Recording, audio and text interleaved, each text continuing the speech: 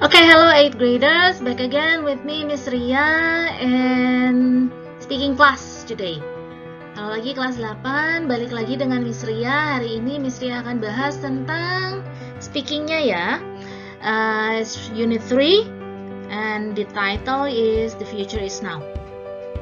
Kita misalkan bahas unit 3 speakingnya, judulnya adalah The Future is Now.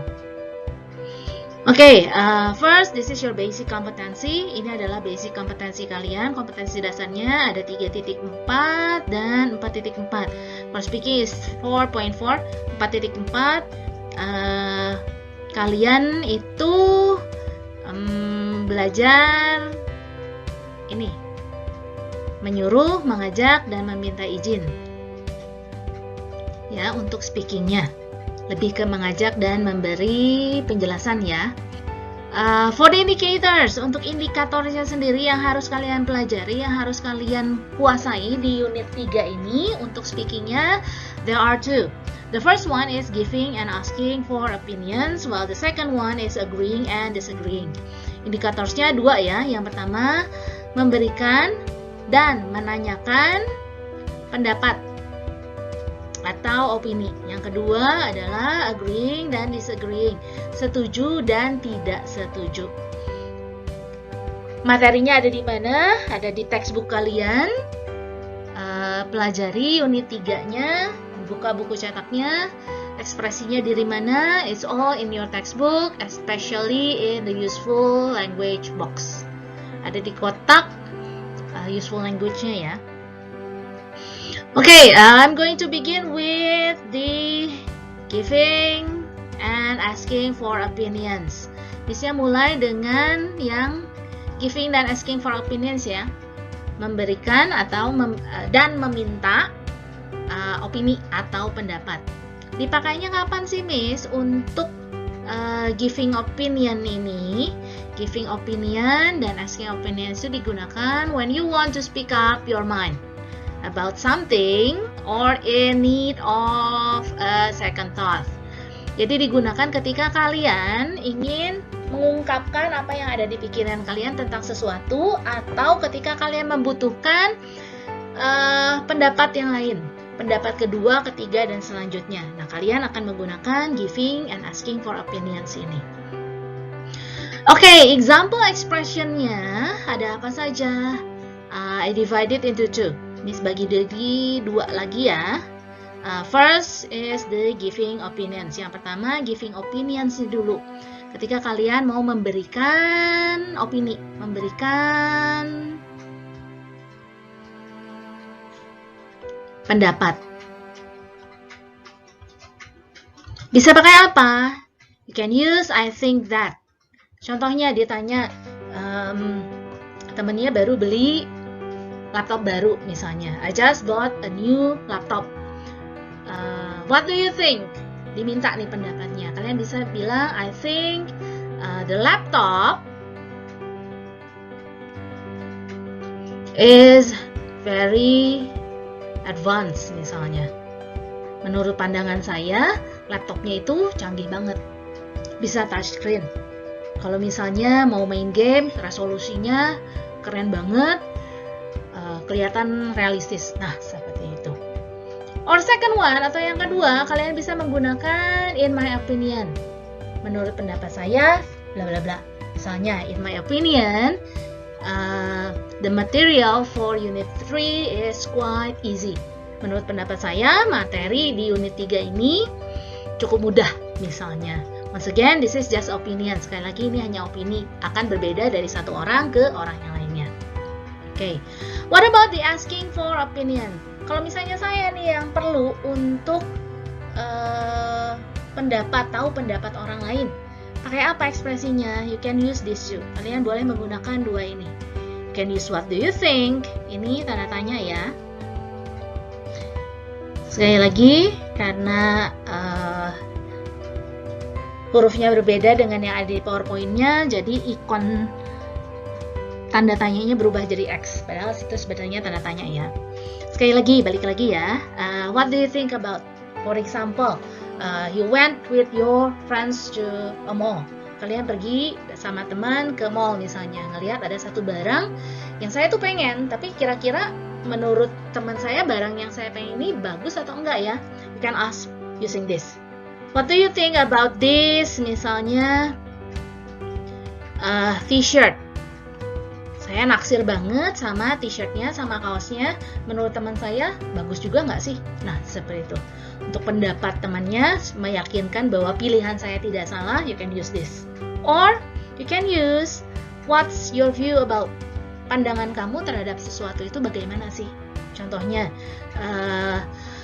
what is your view about re-entering the school in the new semester?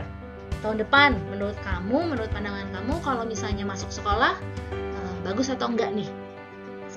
Considering we are still in the pandemic era, mengingat kita itu masih ada di kondisi pandemi. Nah, seperti itu. This is for asking opinion. There are plenty more expressions you can use. Masih ada banyak ekspresi-ekspresi lain atau ungkapan-ungkapan lain, baik untuk memberikan opini maupun menanyakan opini atau pendapat. Kalian boleh cari. But this four, tapi 4 ini kalian harus kuasai sekali. Kenapa? Karena ini ada di buku cetak kalian. This is ada di usual language box ya. Jadi cek lagi buku cetaknya ya. Itu. Okay, let's continue. Now is the agreeing and disagreeing. Selanjutnya lagi ya. Sekarang kita bahas tentang yang persetujuan dan tidak setujunya.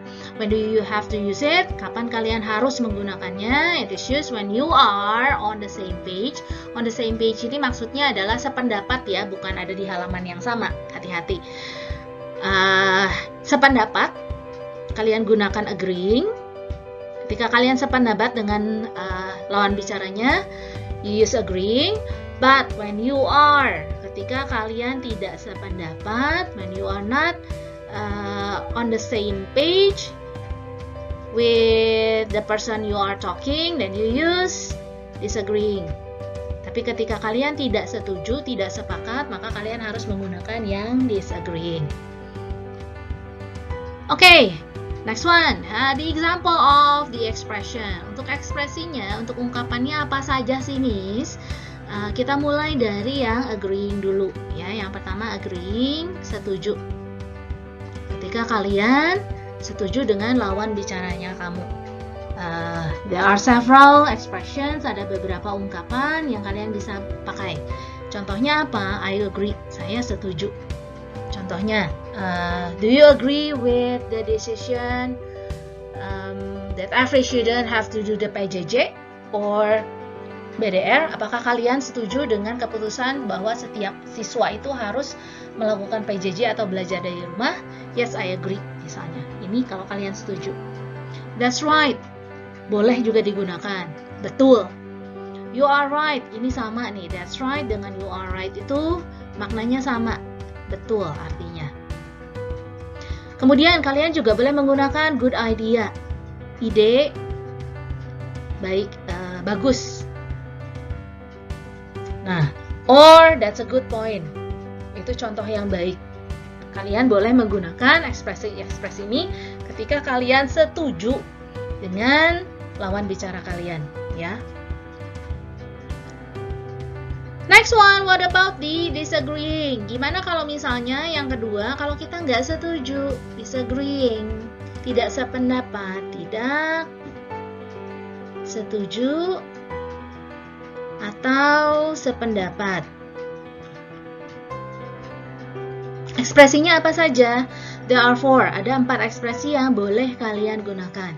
Yang pertama, I don't agree with you. Saya tidak setuju dengan Anda. Yang kedua, I can't agree. Saya tidak bisa setuju. Okay, but setuju, tetapi ada satu hal yang tidak saya setujui. Contohnya seperti itu. Atau I'm not sure. Kalau misalnya kalian tidak yakin, kalian boleh menggunakan I'm not sure. Contohnya seperti apa? Temannya ada yang nanya, is it a good idea if I come to your house to study together for the finals, misalnya seperti itu. Karena kondisinya sedang pandemi, maka saya nggak yakin apakah ini adalah sebuah ide yang baik kalau kita belajar bareng. Kan saya nggak tahu kamu di daerahnya zonanya zona apa nih, zona merah atau zona hijau atau zona hitam parah sekali. Kalian bisa jawab I'm not sure, it's not a good idea misalnya. Oke, but setuju, tetapi misalnya but make sure you follow the health protocol. Tapi jangan lupa untuk ikuti protokolnya misalnya. Nah, seperti itu. Kalau setuju, tadi gunakan yang agreement. Kalau tidak setuju atau setengah setujunya, gunakan yang mana? Gunakan yang disagreeing. Seperti itu, ya. Once again, sekali lagi, semua materinya ada di buku cetak kalian. Cek lagi buku cetaknya, lihat di bagian speaking, lihat useful language box-nya. Semua ekspresinya ada di situ. Okay, and this is the outline for your finals. Ini kisi-kisinya khusus untuk yang speaking ya. Ini tidak membahas yang reading, tidak membahas vocabulary ataupun grammarnya. Silahkan kalian tanyakan, cek ulang lagi dengan guru utamanya, entah itu Mem Inas atau Sir Dedi ya. For the speaking, kategorisnya diambilnya dari unit berapa saja?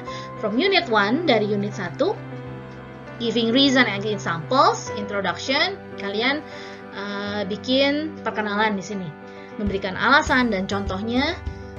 Itu diambil dari unit 1. Unit 2-nya is describing a photo. Di unit 2 kalian untuk speakingnya diminta belajar untuk mendeskripsikan atau menjelaskan sebuah foto, membandingkan atau menjelaskan secara rinci apa yang kalian lihat di foto tersebut.